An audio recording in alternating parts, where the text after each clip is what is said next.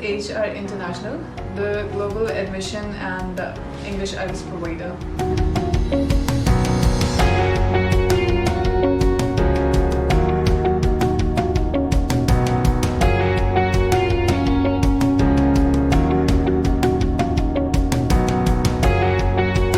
We deal in all types of language tests. Like अगर आप IELTS की बात करें या TOEFL या जितने भी आपके पास PTE के टेस्ट हैं, we deal in all of them.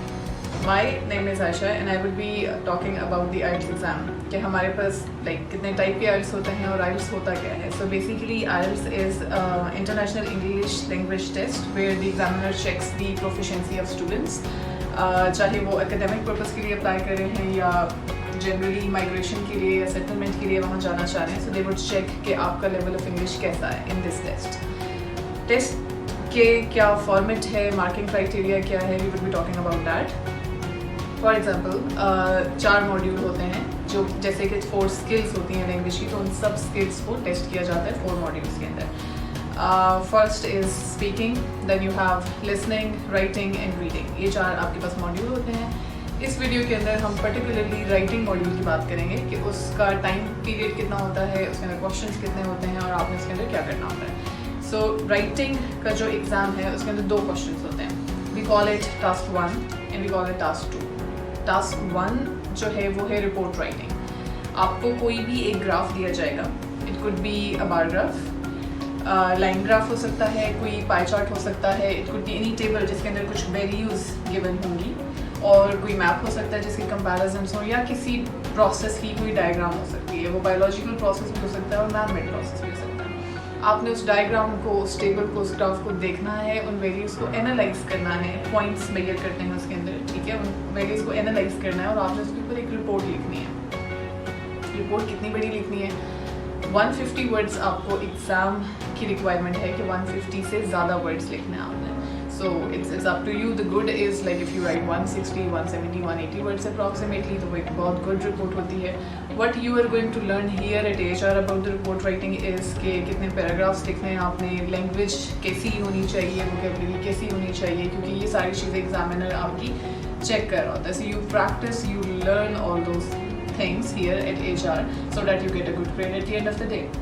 Moving on to the next task, which is task 2 in the writing module. It is like you have to write an essay, or you can call it a composition writing. So आपके पास कोई भी एक essay होगा जिसके अंदर आपके पास choice नहीं है. There are 5 types of essays जिसको deal किया जाता है IELTS एग्जाम के अंदर. Argumentative essay होता है जिसको आप opinion based essay कह सकते हैं. आपके पास cause and effect का essay होता है, cause effect and solution, जिसके अंदर आप identify करते हैं. आपके पास एडवांटेजेस डिसएडवांटेजेस हो सकते हैं किसी सोशल इशू या किसी भी और इशू के ऊपर. You may get a discussion इससे, कोई एक पॉइंट होगा जिसके ऊपर आपने डिस्कस करना होगा अपना पॉइंट ऑफ व्यू, या आपको कोई डायरेक्ट क्वेश्चन भी दिया जा सकता है जिसको आपने आगे से उसके ऊपर एक कॉम्पोजिशन, एक राइटिंग, एक ऐसे लिखना होता है. वर्ड लिमिट इसमें 250 वर्ड्स प्लस आपने लिखने होते हैं, मतलब 200-250 वर्ड से ज़्यादा आपकी राइटिंग होनी चाहिए. अप्रॉक्सीमेटली वी आस्क्ड यू कि आप 280 से 300 के दरम्यान में अगर आपकी राइटिंग हो जाती है, so that's a good word limit. Again you would learn कि कितने पैराग्राफ्स होने चाहिए, इंट्रोड्यूस कैसे करना है, कंक्लूड कैसे करना है, डिटेल्स कैसे लिखनी है, अरेंजमेंट कैसे करेंगे आप उन चीज़ों की, क्योंकि no matter you know English, that's very well, क्योंकि आप इस लेवल ऑफ एजुकेशन पे होंगे कि आप IELTS देने के लिए आपको थोड़ी बहुत लैंग्वेज तो आती है.